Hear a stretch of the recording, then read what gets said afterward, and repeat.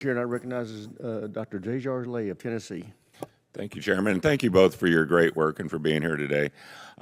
This is for both of you. The military recruitment crisis is a frequent topic of discussion in this committee.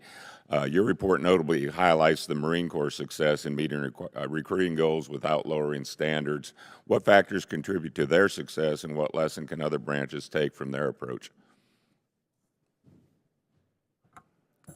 It's interesting that only the Marines are a success at the moment. I don't know what services all of you served in, and I don't want to denigrate others, but retired General Jack Keane is a member of our group, and he was all over this issue.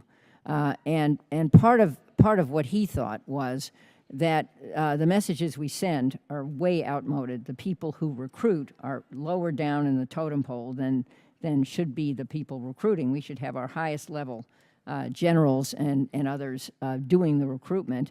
And also, the terms of service need to be adjusted.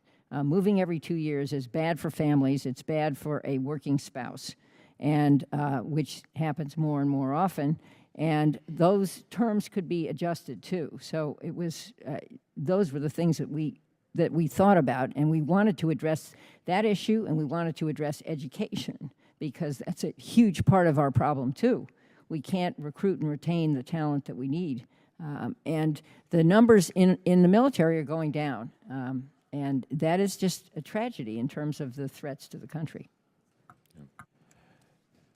I know in talking to the service secretaries and service chiefs of the Army, Air Force, and the Navy, all of them are struggling with this issue and working very hard to try and overcome some of this. Again, some of this is a broader kind of national social issue. I mean, we have a declining percentage of 18 and 19-year-olds who can meet the physical standards, and that goes to broader social issues that we have to address, obesity and other issues which you, I'm sure, appreciate. We also have some antiquated health standards that have gotten in the way. Is it really the case that if you had childhood asthma that, you shouldn't be able to serve?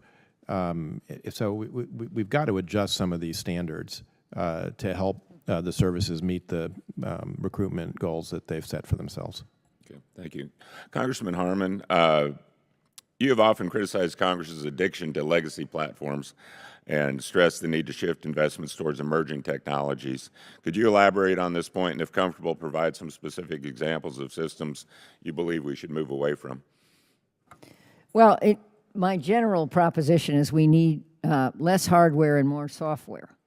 Not only is that cheaper, but it is more attuned to the fights we will deter or face in the future. And there are new domains, obviously, that everyone knows about: space, cyber, AI, and all of that has to be thought about in terms of the systems to deter or fight the next war. In order to pay for that, we can't just print money. That's something a point we keep making, which is why we think we have to raise revenues and reform entitlements. But we also can't keep funding things that are demonstrated not to have as high value as these new software iterative platforms. And we were just asked about what Ukraine can teach us. That's what Ukraine can teach us. Ukraine can teach us that you can build a drone for $350. My comment is you can't get a cup of coffee in the Pentagon for $350.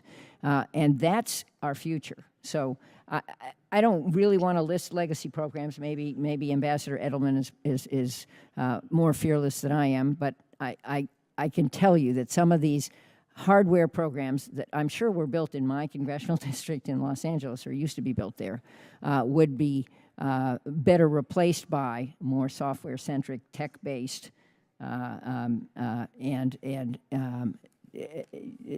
based programs. Rather than name programs, I would just provide as a kind of rule of thumb. If it's something that we can hang something that can be modularized, that can be upgraded, that can be turned around very quickly and used on the battlefield by the warfighter, by all means keep it. If not, probably a good candidate to get rid of it. Right. Thank you. I yield back.